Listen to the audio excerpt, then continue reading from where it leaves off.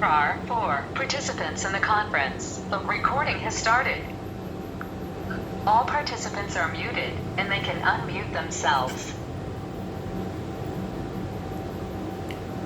ओम नमोर्यंताणं नमो सिद्धाणं नमो आर्याणं नमो वज्रायणं नमो लोहे सव्वसाहुणं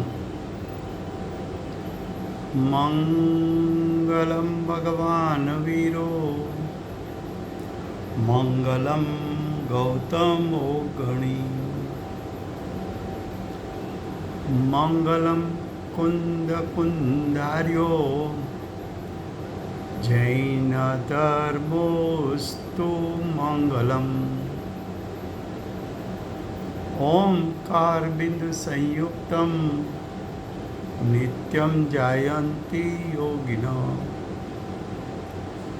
कामदं मोक्षदं चैव ओंकाराय नमो नमः। अहोपकार जिनवरनो कुंदनो ध्वनि दिव्यनो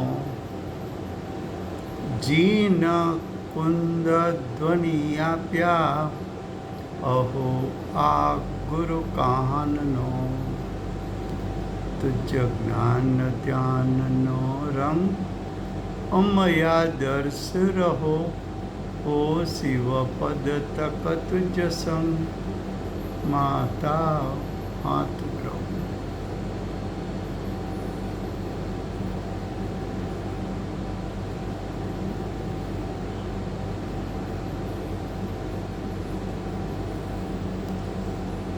ये समयसार नाम का परम अध्यात्म शास्त्र है। भगवत कुंदाचार्य देव ने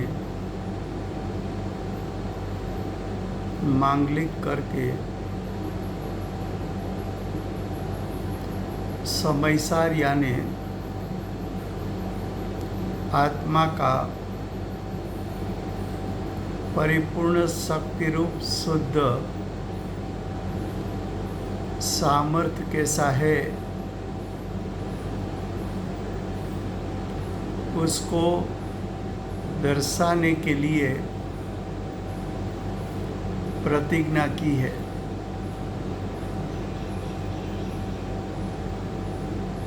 आत्मा का शुद्ध स्वरूप पर दृष्टि स्थिर होने से अज्ञानी जीव की कर्ता होकर जो अज्ञान दशा प्रकट होती है उसका नाश होता है। अज्ञानी कर्ता होकर मोह राग द्वेष को उत्पन्न करता है उसका नाश होता है। ऐसे समयसार शास्त्र में कर्ता कर्म अधिकार चलता है। कर्ता कर्म अधिकार में गाथा 76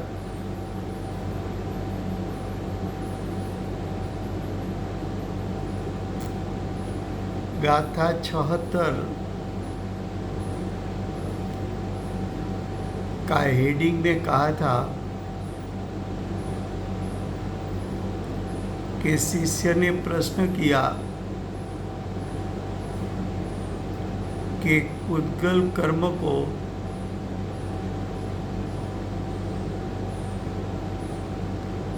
जानता हुआ ऐसा जीव यानी ज्ञानी को उद्गल के साथ का अर्थ है राग आदि भाव के साथ कर्ता कर्मपणा है कि नहीं है। शिष्य ने प्रश्न क्या किया शिष्य ऐसा प्रश्न क्यों क्यों किया?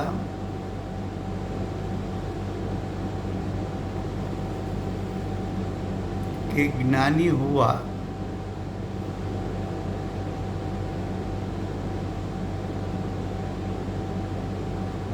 तो ज्ञानी को राग आदि भाव के साथ कर्ता कर्म संबंध है कि नहीं है?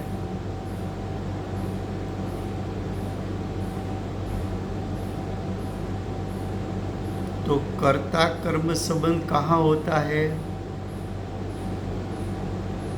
तो कि जहाँ व्याप्य व्यापक संबंध होता है वहाँ कर्ता कर्म संबंध होता है।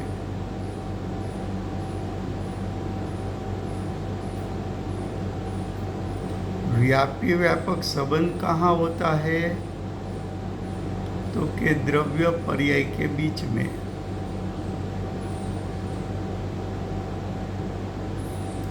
कौन से द्रव्य पर्याय के बीच में? तो कि जो द्रव्य है उसकी पर्याय में वही द्रव्य व्याप्ता है। एक द्रव्य दूसरे द्रव्य की पर्याय में व्याप्ता नहीं है। तो व्याप्य व्यापक संबंध द्रव्य और उसकी वर्तमान पर्याय के बीच में है। यहाँ द्रव्य का अर्थ है जीव। क्यों? तो कि समयसार शास्त्र जीव की मुख्यता से, जीव के प्रयोजन से लिखा गया। तो जीव द्रव्य, ज्ञानी का जीव द्रव्य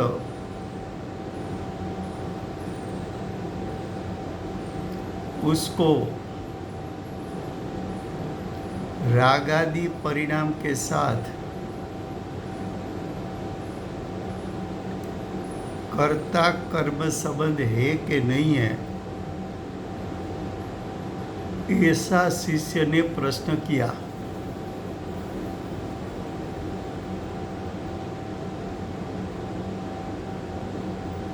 पूर्व की गाथाओं में, पूर्व के श्लोक में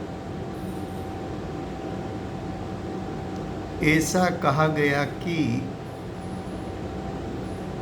रागादि परिणाम पुद्गल का परिणाम है।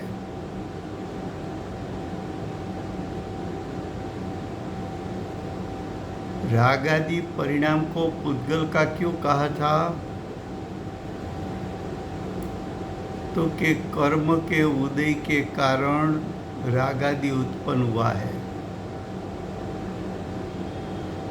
कर्म के उदय के निमित्त से रागादि उत्पन्न होते हैं। तो रागादि रूप परिणाम उसके साथ ज्ञानी जीव को व्याप्य व्यापक संबंध है कि नहीं है? रागादि परिणाम के साथ पुद्गल द्रव्य को व्याप्य व्यापक संबंध है कि नहीं है?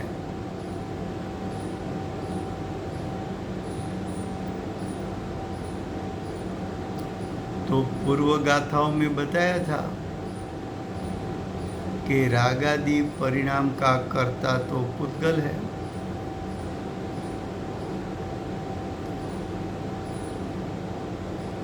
रागादि परिणाम का कर्ता ज्ञानी नहीं है। ज्ञानी क्यों नहीं है? तो कि जिसकी दृष्टि ज्ञायक पर गिरी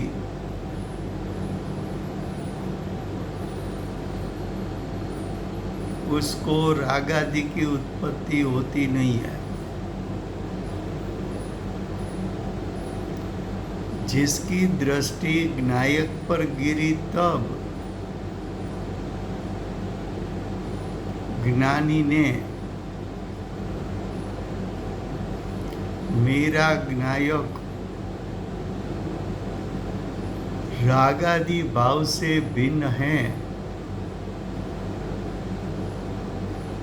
रागादि भाव से ज्ञायक भिन्न है, तो ज्ञायक रागादि में व्यापा नहीं है। ज्ञायक यानी शुद्ध स्वभाव और रागादि, उसकी भिन्नता होने के कारण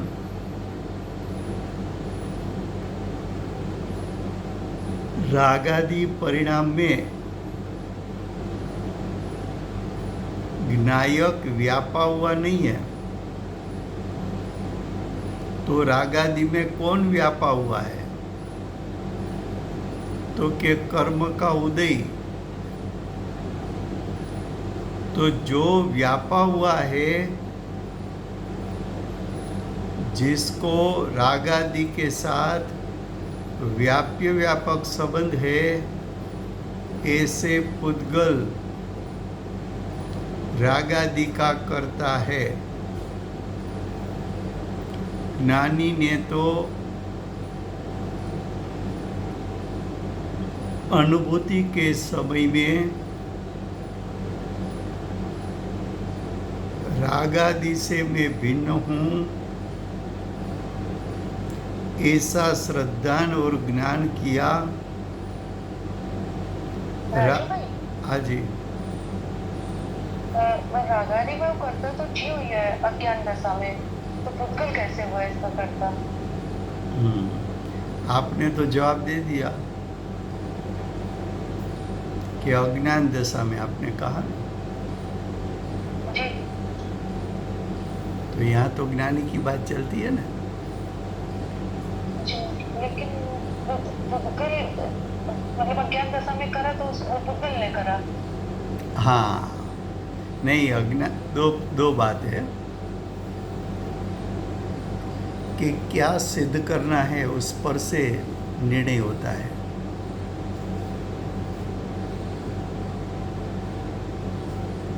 कि देखो, पहले ये बात बताओ कि अज्ञानी की बात करनी है कि ज्ञानी की। तो पहले हम अज्ञानी की बात करते हैं कि अज्ञानी की बात हम करें तब आपको क्या सिद्ध करना है? वो अज्ञानी है, संसारी है,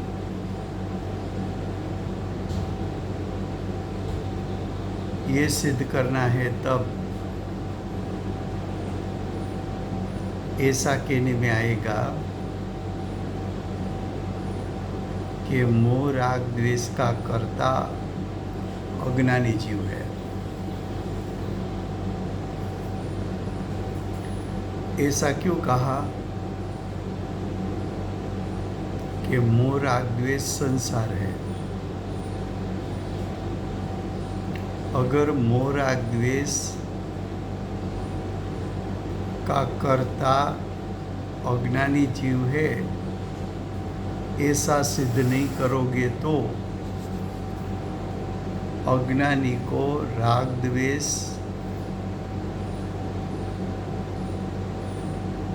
छोड़ने की जिम्मेदारी रहती नहीं है।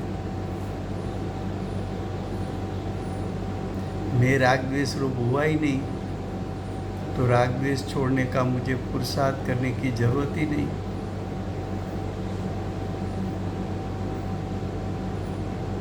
अच्छा, अज्ञानी ने राग द्वेष किया, ऐसा जब आपको सिद्ध करना है तब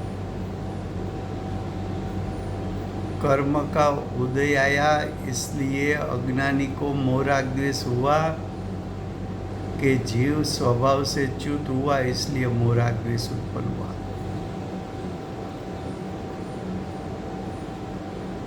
तो आप जवाब क्या देंगे कि कर्म के उदय के कारण नहीं हुआ, ऐसा क्यों कहा? तो कि रागादि चैतन्यमय परिणाम है और कर्म का उदय पुद्गल है। तो पुद्गल जीव के परिणाम का कर्ता बन सकता नहीं है।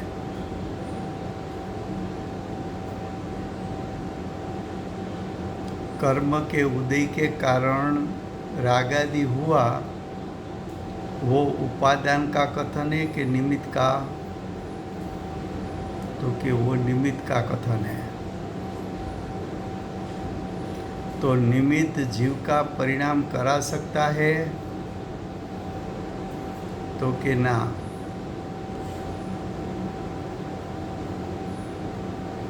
तो कि निमित्त का ज्ञान कराने के लिए ऐसा कहा कि कर्म के उदय के कारण जीव में विभाव हुआ, विकार हुआ, रागादि हुआ। तो क्या जीव स्वतंत्रपणे राग करता है? तो कि हाँ, जीव अपनी दृष्टि और उपयोग उत्पन्न होने के साथ स्वभाव से च्युत होकर दृष्टि और उपयोग उत्पन्न हुआ, इसलिए जीव की दशा में राग उत्पन्न हुआ। ये सब बात किस लिए बताई? तो कि पहले जीव का अज्ञान और मोह राग द्वेष जीव की दशा में उत्पन्न होता है, ये सिद्ध करना है।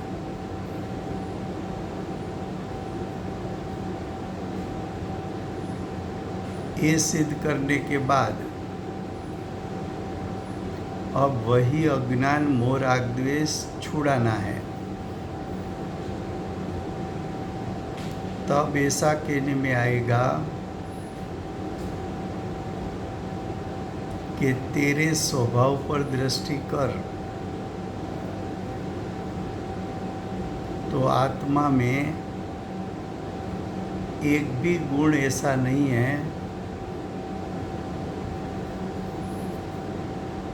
कि विभाव और विकार को तीनों काल उत्पन्न कर सके। तू स्वभाव से शुद्ध है।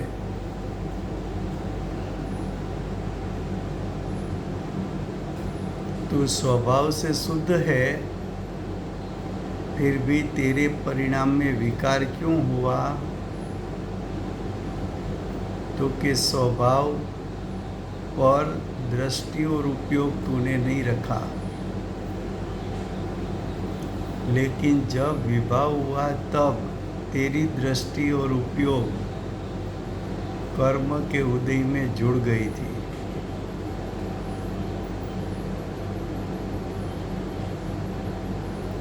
और तेरी दृष्टि और उपयोग कर्म में जुड़ गई। क्यों जुड़ गई? तो कि तूने दृष्टि और उपयोग उत्पन्न हुआ तब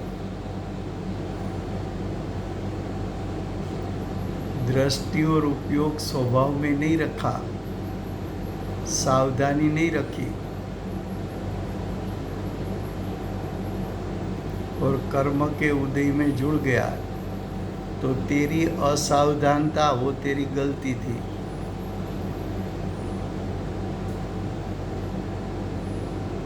तो कि जीव जब जब स्वभाव से च्युत होगा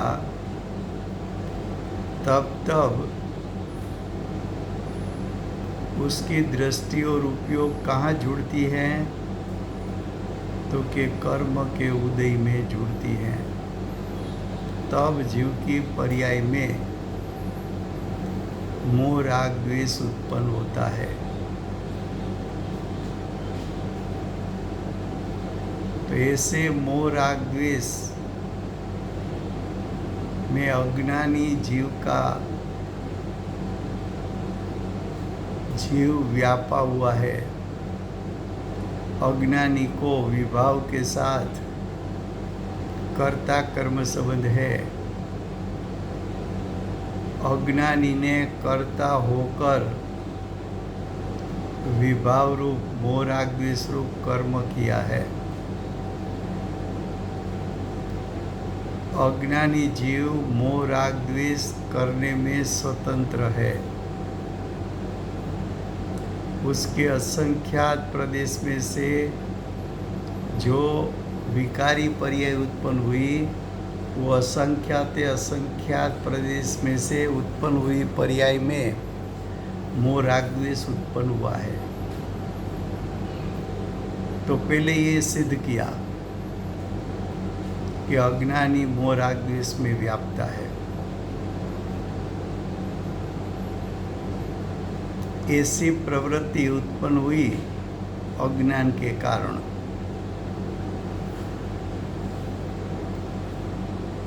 तो कर्ता कर्म अधिकार में पहला अज्ञानी लिया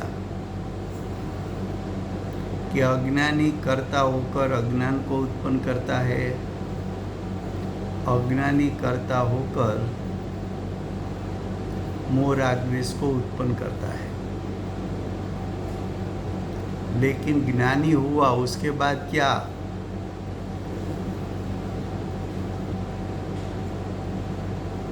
तो कि जब ज्ञानी हुआ तब ज्ञानी ने मेरे त्रिकाल शुद्ध स्वभाव से रागादि का स्वरूप भिन्न है,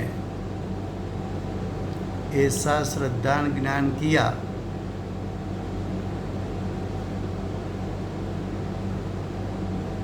तो रागादि से मेरा स्वभाव भिन्न है, उसका यथार्थ श्रद्धान और ज्ञान हो गया।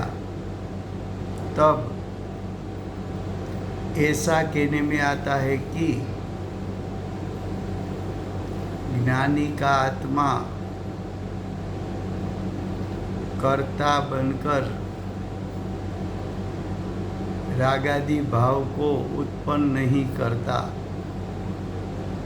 इसलिए ज्ञानी रागादि भाव का अकर्ता है। ज्ञानी रागादि भाव में व्यापा हुआ नहीं है।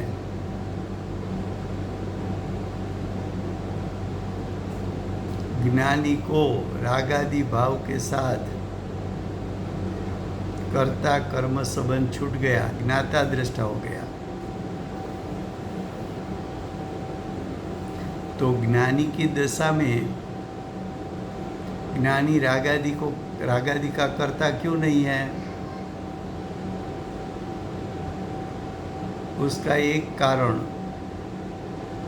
कि रागादि मेरा स्वभाव नहीं है, रागादि मेरा त्रिकाल स्वभाव नहीं है, ऐसा श्रद्धान और ज्ञान हो गया है।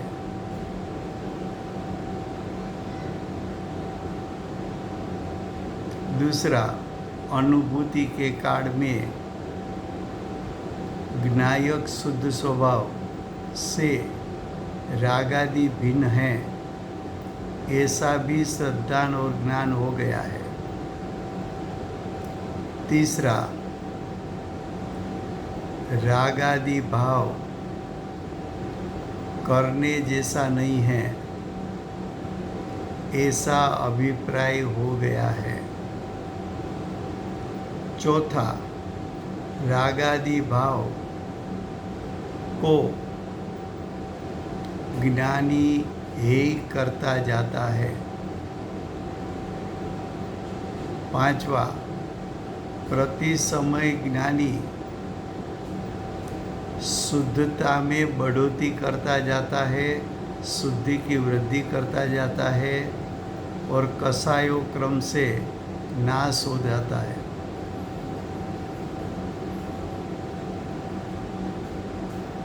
तो रागादि उत्पन्न जो साधक दशा में होता है, वो ज्ञायक स्वभाव के आश्रय से उत्पन्न नहीं हुआ है। कर्म का जितना उदय है उसमें जुड़ने से उत्पन्न हुआ है। तो ज्ञायक स्वभाव को रागादि का कर्ता नहीं कहा, कर्म का जितना उदय है उसको राग आदि का कर्ता कहा। तो यहाँ ज्ञानी की बात लेनी है, अज्ञानी की बात नहीं लेनी है।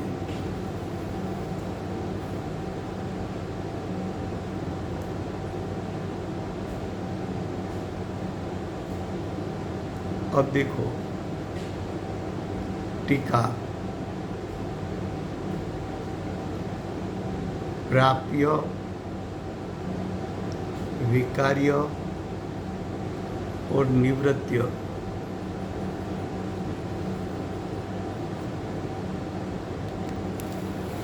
प्राप्य का अर्थ होता है जो होता है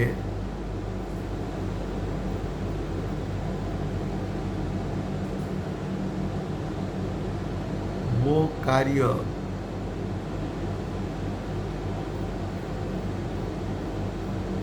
जो कर्म होता है उसको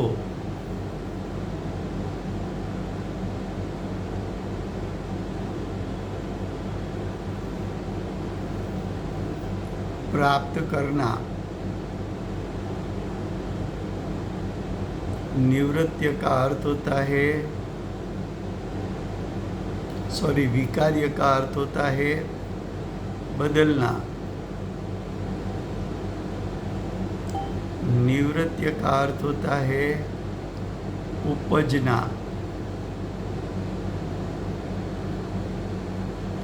प्राप्य विकार्य निवृत्य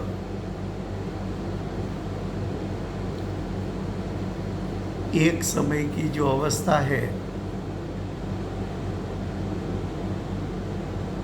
उसका 3 प्रकार है।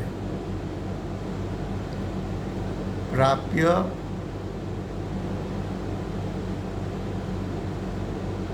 यानी ग्रहणा, विकार्य यानी राग रूप परिणमित होना,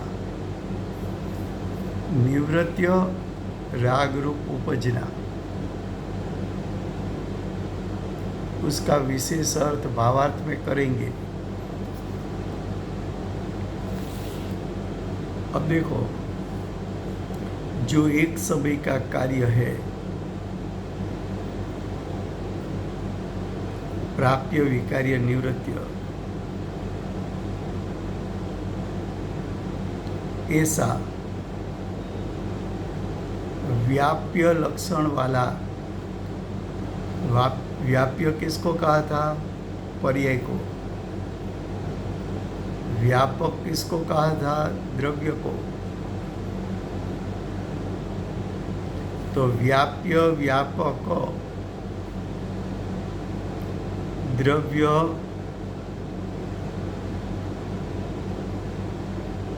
पर्याय में व्यापक होता है।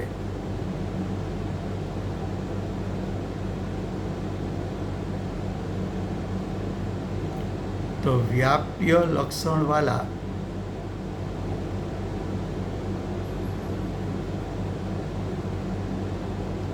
व्याप्य यानी कर्ता का कर्म, व्याप्य यानी वर्तमान पर्याय, जिसका लक्षण है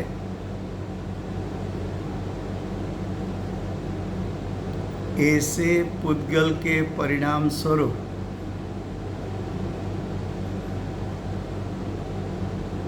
तो व्याप्य किसका लक्षण है?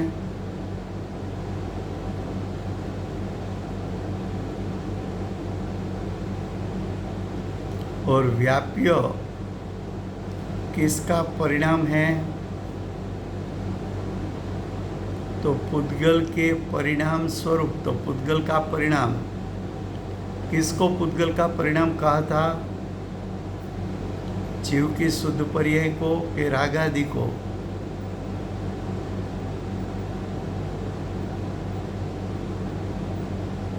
तो के रागादि परिणाम वो पुद्गल के परिणाम स्वरूप है। तो रागादि परिणाम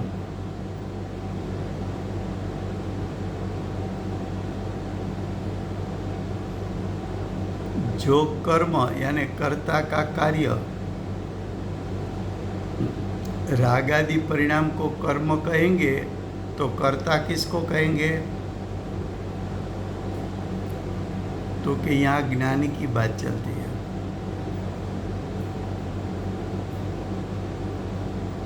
ये भी मालूम होना चाहिए किसकी बात चलती है।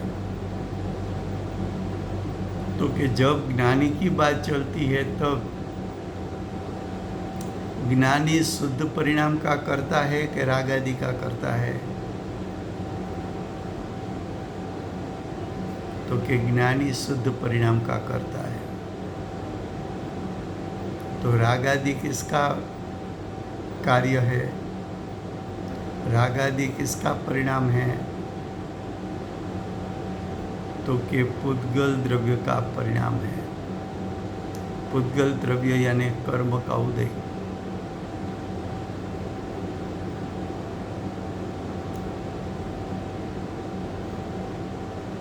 फिर से मैं पढ़ता हूँ टीका। प्राप्य, विकार्य અને નિવૃત્ય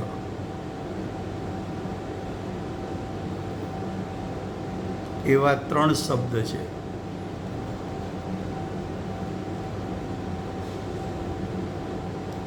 જેમ માટી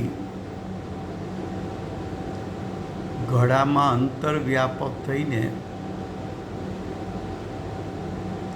આદિ મધ્ય અંતમાં વ્યાપી જાય, અર્થાત માટી ઘડાને ગ્રહે એટલે કે માટી ઘડારૂપ થઈ એને પ્રાપ્ય કહેવાય.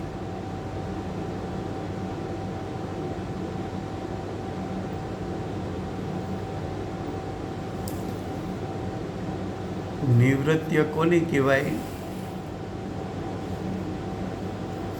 પ્રાપ્યનો બીજો અર્થ એ છે નવું ઉત્પન્ન થવું.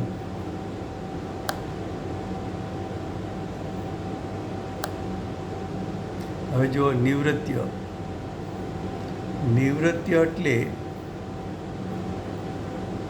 કર્તા વડે જે પ્રથમ ન હોય એવું નવીન કાંઈ ઉત્પન્ન કરવામાં આવે.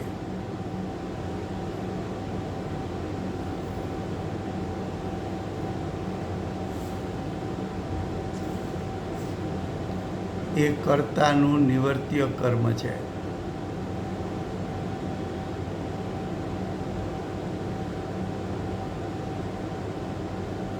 વિકાર્ય એટલે કર્તા વડે પદાર્થમાં ફેરફાર કરીને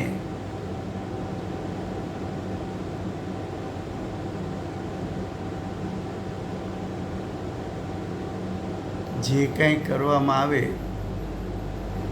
તે કર્તાનું વિકાર્ય કર્મ છે. राजू, હાજી. निवृत्त और विकार्य का विषय हिंदी में बता दीजिए. हाँ,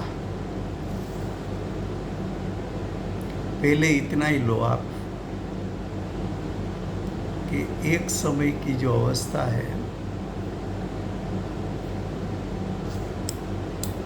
उसको 3 प्रकार से बताना है. एक प्रकार को प्राप्य कहना है. प्राप्य में ग्रहण बताना है.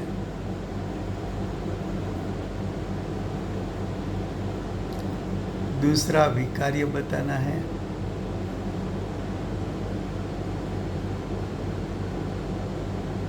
और तीसरा निवर्त्य बताना है.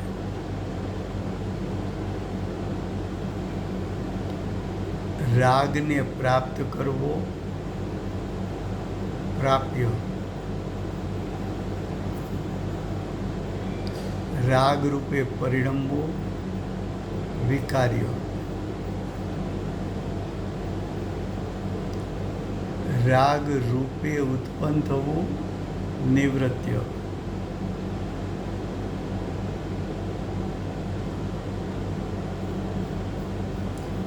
कर्ता जिन्हें प्राप्त करे, कर्ता जिसको प्राप्त करता है वो प्राप्य।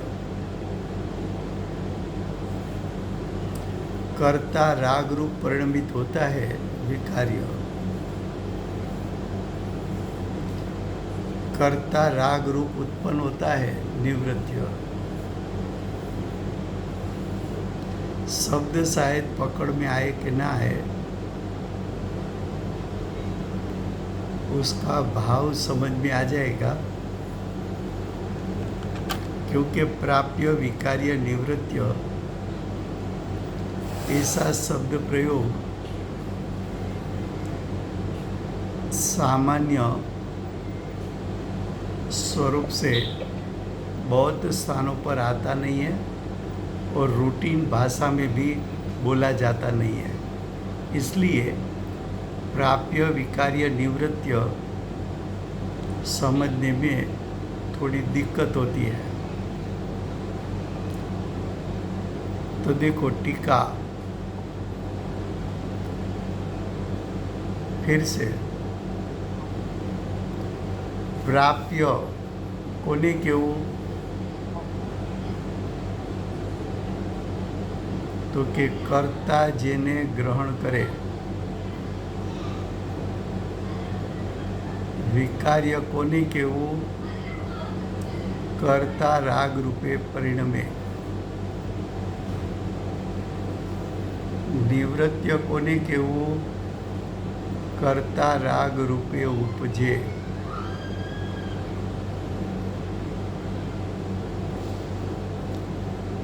प्राप्य એટલે ગ્રહવું, વિકાર્ય એટલે બદલવું, નિવૃત્ય એટલે ઉપજવું। प्राप्य का अर्थ है ग्रहणा, विकार्य का अर्थ है बदलना, निवृत्य का अर्थ है उपजना।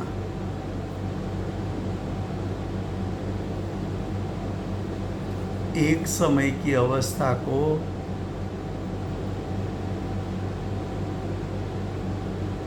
ग्रहण किसने किया?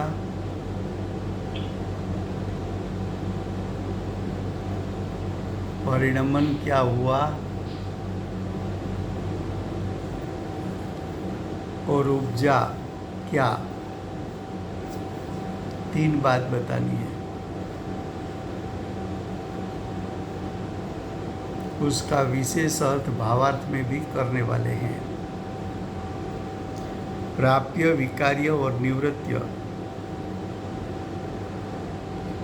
ऐसा व्याप्य व्याप्य लक्षण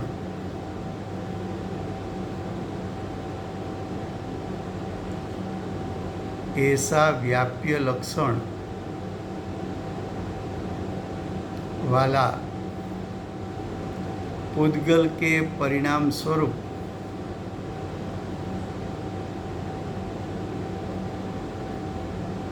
जो कर्म, कर्म का अर्थ ब्रैकेट में पंडित जी ने लिखा कर्ता का कार्य,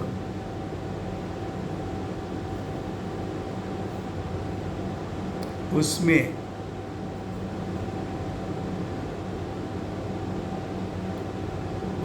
यानी कर्म में, उसमें यानी कर्म में पुद्गल द्रव्य स्वयं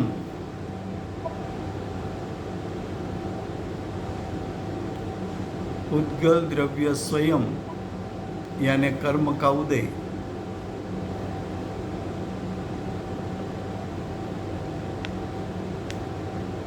अंतर्व्यापक होकर, अंतर्व्यापक का अर्थ क्या है कि जैसे घड़ा में माटी आदि मध्य अंत में व्यापी है, वैसी तरह रागादि परिणाम में उद्गल द्रव्य आदि आदि मध्य अंत में व्यापा है। तो आदि मध्य अंत में व्यापना उसको अंतर्व्यापक कहते हैं।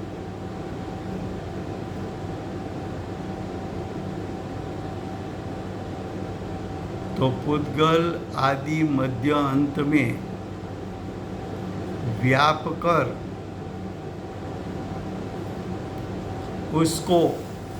उसको यानी रागादि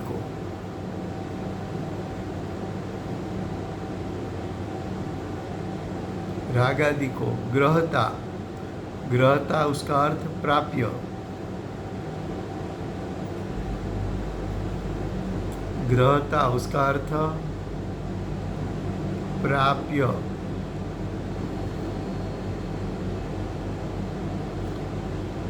उस रूप परिणमता, उस रूप यानी रागादि रूप परिणमता,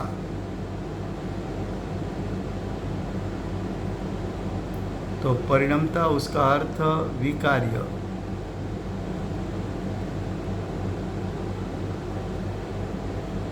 और वो रूप उपजता थका, वो रूप यानी रागादि रूप उपजता यानी निवृत्य,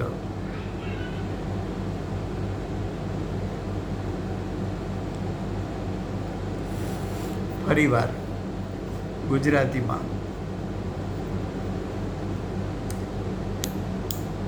પહેલા સાદી ભાષામાં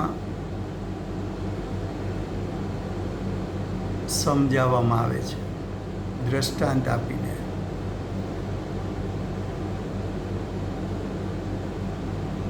કે માટી આદિ મધ્ય અંતમાં,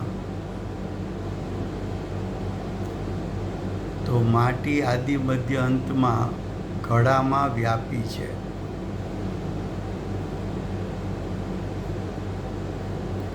તો માટી ઘડાને ગ્રહતી, તો માટીએ ઘડાને ગ્રહણ કર્યું એમ કહેવાય, એ પ્રાપ્ય છે। માટી ઘડા રૂપે પરિણમી, એ વિકાર્ય છે। અને માટી ઘડા રૂપે ઉપજી, એ નિવર્ત્ય છે।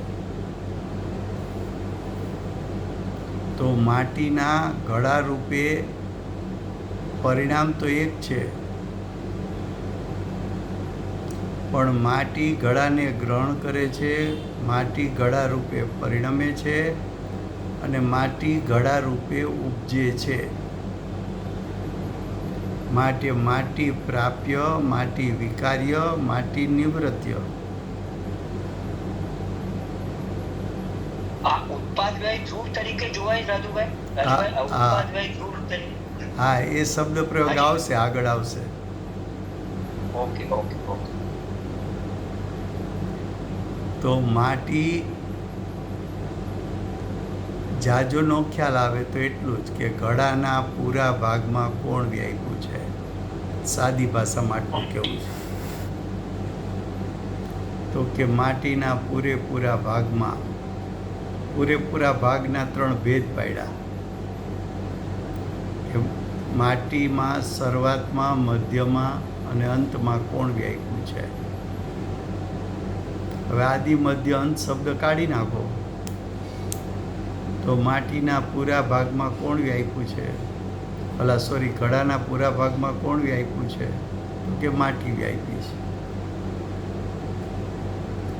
તો માટીએ ઘડાને ગ્રહણ કર્યો, પ્રાપ્ય, માટી ઘડા રૂપે પરિણમી, વિકાર્ય, માટી ઘડા રૂપે ઉપજી, નિવૃત્ય। આ દ્રષ્ટાંત હતો। હવે સિદ્ધાંતમાં કેવું છે? સિદ્ધાંતમાં શું કેવું છે કે સિદ્ધાંતમાં જીવ પણ કયો જીવ? તો કે જ્ઞાનીનો જીવ। તો કે વિકારી પરિણામ ઉત્પન્ન થયા, રાગાદી પરિણામ ઉત્પન્ન થયા અને શુદ્ધ પરિણામ ઉત્પન્ન થયા. તો શુદ્ધ પરિણામ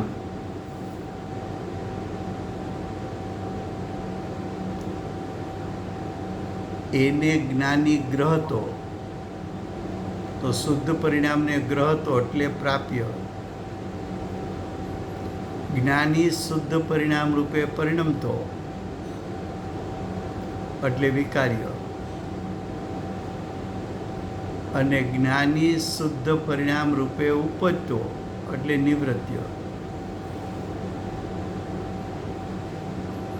તો જ્ઞાની શુદ્ધ પરિણામના આદિ મધ્ય અંતમાં વ્યાપે છે.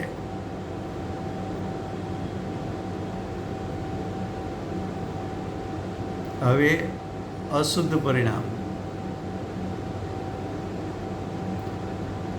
તો કે અશુદ્ધ પરિણામ કોના? જ્ઞાનીના.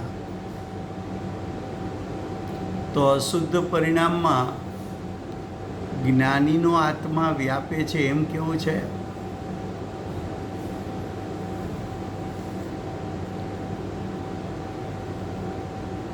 તો કે ના. અશુદ્ધ પરિણામ, રાગાદી પરિણામ જ્ઞાનીના, તો કે એમાં કર્મનો ઉદય વિકારી પરિણામને ગ્રહતો, કર્મનો ઉદય વિકારી પરિણામ રૂપે પરિણમતો, અને કર્મનો ઉદય વિકારી પરિણામ રૂપે ઉપજતો. તો કર્મનો ઉદય વિકારી પરિણામને ગ્રહતો એ પ્રાપ્ય, એ પૂતગલનું પ્રાપ્ય. વિકારી પરિણામ રૂપે પરિણમતો એ પૂતગલનું વિકાર્ય, ને કર્મનો ઉદય રાગાદી રૂપે ઉપજતો એનું નિવૃત્ય.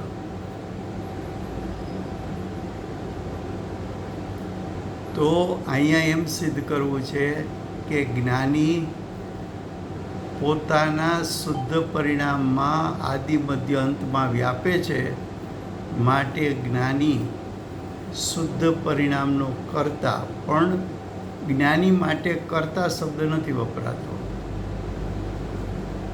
જ્ઞાની માટે જ્ઞાતા દ્રષ્ટા શબ્દ પ્રયોગ થાય છે.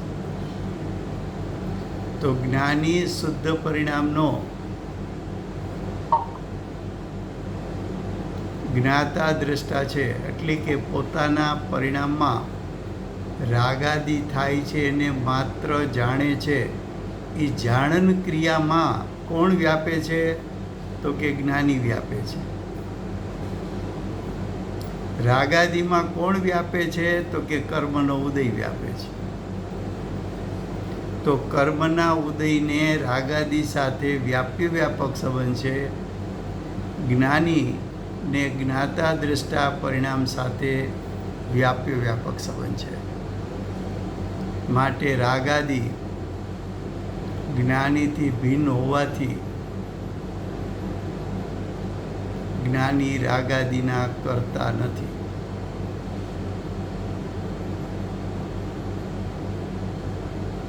આ साव सारी भाषा में, फिर से हिंदी में, सिंपल लैंग्वेज में.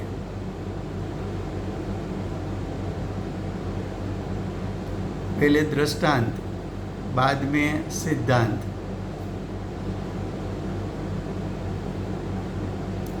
मिट्टी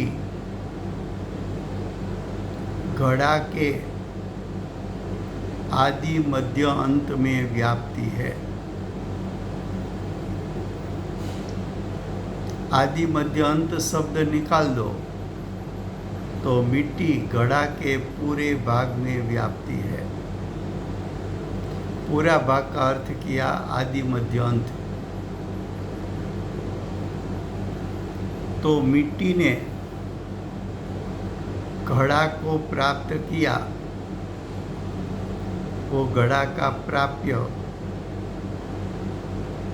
मिट्टी घड़ा रूप परिणमित हुई,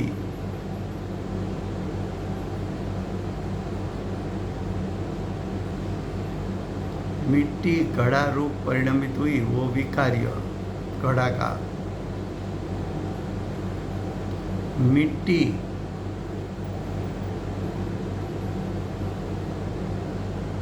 घड़ा रूप उत्पाद हुई, निवृत्य उपजना, घड़ा रूप उपजना मिट्टी का, वो निवृत्य। ये दृष्टांत की बात हुई। अब सिद्धांत में यहाँ बात सिद्धांत में किसकी करनी है, अज्ञानी जीव की कि ज्ञानी की? तो के बात यहाँ ज्ञानी की करनी है, साधक की करनी है। साधक दशा में मिश्र परिणाम होता है, आंशिक शुद्ध, आंशिक अशुद्ध। तो ज्ञानी के शुद्ध परिणाम में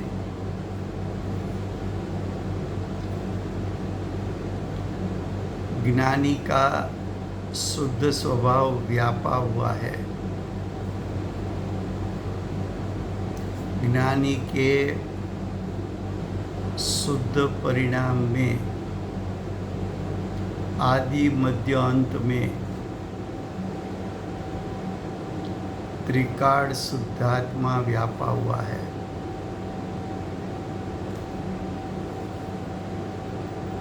आदि मध्य अंत शब्द निकाल दो तो शुद्ध परिणाम के पूरे भाग में ज्ञानी का आत्मा व्यापा हुआ है। तो जहाँ व्याप्य व्यापक संबंध है, वहाँ कर्ता कर्म संबंध है। तो ज्ञानी शुद्ध परिणाम में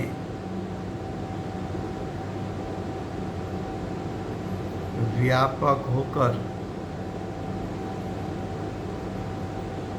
परिणाम में व्यापा है।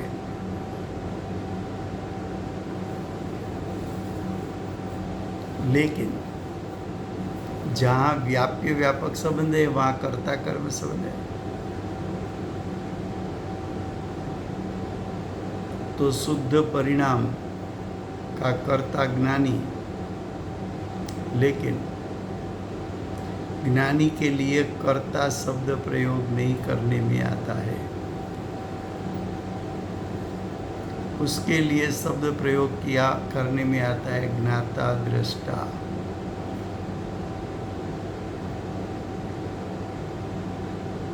तो ज्ञानी अशुद्ध परिणाम को जानता है, वो अशुद्ध परिणाम को जानता है। तो जो ज्ञानी सिर्फ अशुद्ध परिणाम को जानता है, वो जानन क्रिया, वो जानन क्रिया में कौन व्यापा है? ज्ञानी का शुद्धात्मा व्यापा है।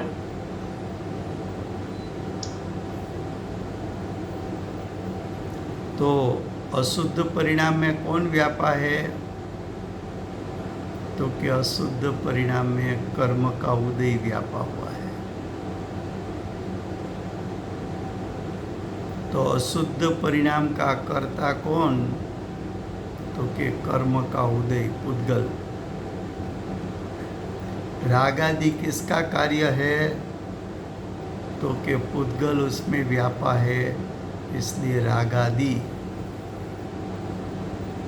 पुद्गल का कार्य है।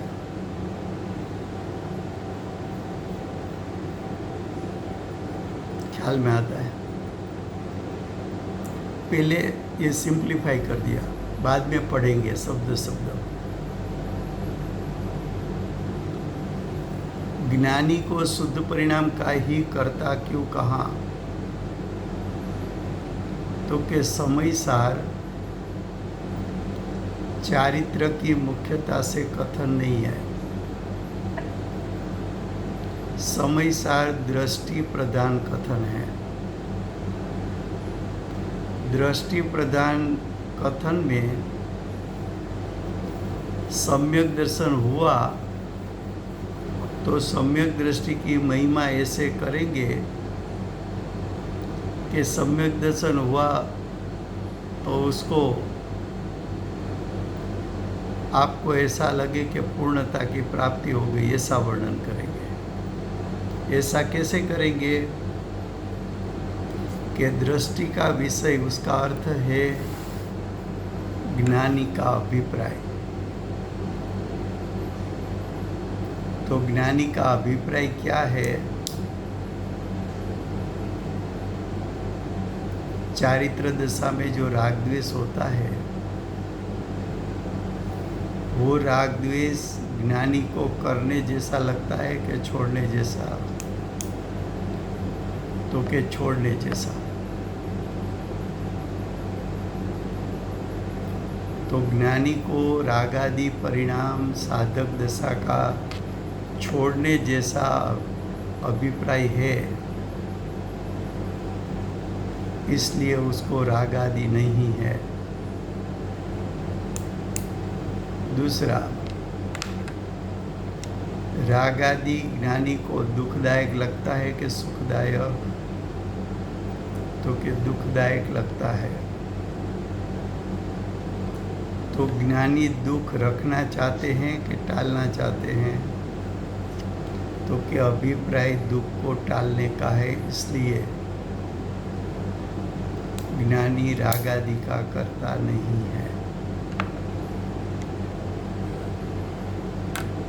ज्ञानी राग आदि चारित्र का जो दोष है, वो प्रति समय छोड़ते जाते हैं कि राग आदि की वृद्धि करते हैं? तो कि प्रति समय राग आदि को छोड़ते जाते हैं, इसलिए ज्ञानी राग आदि छोड़ने जैसा लगता है, इसलिए वो राग आदि रहित है।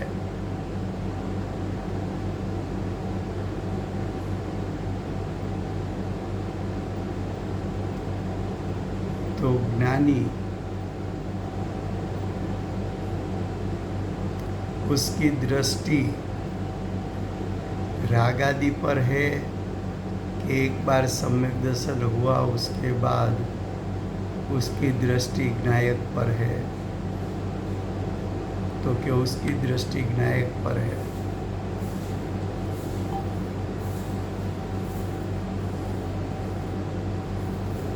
राग आदि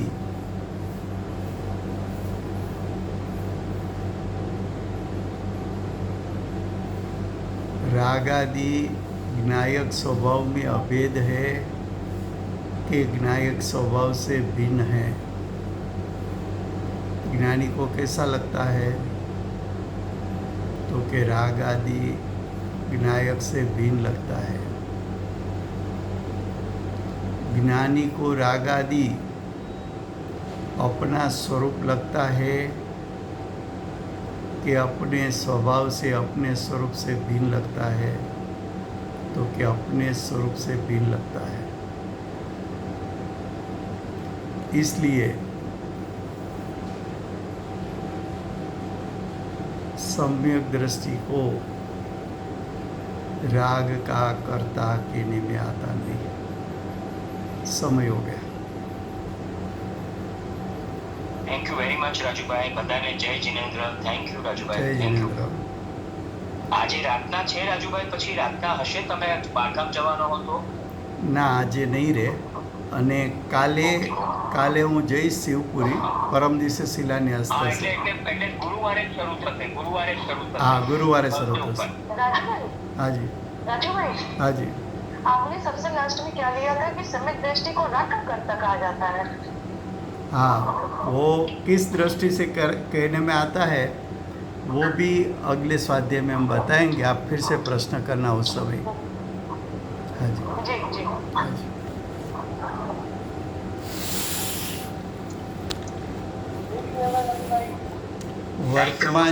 વર્તમાન ચોવીસીના આખરી તીર્થંકર બાલ બ્રહ્મચારી મહાવીર ભગવાનનો જય હો. મહાવિદ્ય ક્ષેત્રે બિરાજતા 20 વિરમાન તીર્થંકરમાં પ્રથમ તીર્થંકર ધર્મ ધુરંધર અનંત ચતુષ્ટયના ધારક દિવ્ય ધ્વનિના દાતાર શાસન ઉપકારી શ્રી સિમંદર ભગવાનનો જય. કડીકાળ સર્વજ્ઞ કેવળ જ્ઞાની તળેટીમાં બેઠેલા મા સમર્થ આચાર્ય આગમના રચયિતા ભગવત શ્રી કુંદકુંદાચાર્ય દેવનો જય હો. કર્તા કર્મનું યથાર્થ સ્વરૂપ વર્તમાન કાળે સમજાવનાર તીર્થના નાયક, તીર્થના સ્થાપક, તીર્થના પ્રવર્તક પરમ કૃપાળુ શ્રી સદગુરુ દેવનો જય હો. પૂજ્ય ગુરુદેવના તીર્થંકરપણાના ભવનો મહિમા બતાવનાર સ્વાનુભવયુક્ત જાતિસ્પણ જ્ઞાનયુક્ત પ્રસમમૂર્તિ ભગવતી માતનો જય. સમ્યક દર્શનની પ્રાપ્તિમાં નિમિત્તરૂપ જીનવાણી માતનો જય. પૂજ્ય ગુરુદેવ અને માતાજીની સાધના ભૂમિ સુવર્ણપુરી ધામનો જય હો. સુવર્ણપુરી ધામમાં બિરાજતા સર્વ દેવશાસ્ત્ર ગુરુ ભગવંતનો જય હો. વર્તમાન ગુરુ અને ભવિષ્યના તીર્થંકર શ્રી સૂર્યકીર્તિ ભગવાનનો જય હો. શ્રી સૂર્યકીર્તિ ભગવાનના સંવત્સરના મુખ્ય ગણધર દેવેન્દ્ર કીર્તિનાથ ભગવાનનો જય હો. પરમ દિગંબર જૈન ધર્મ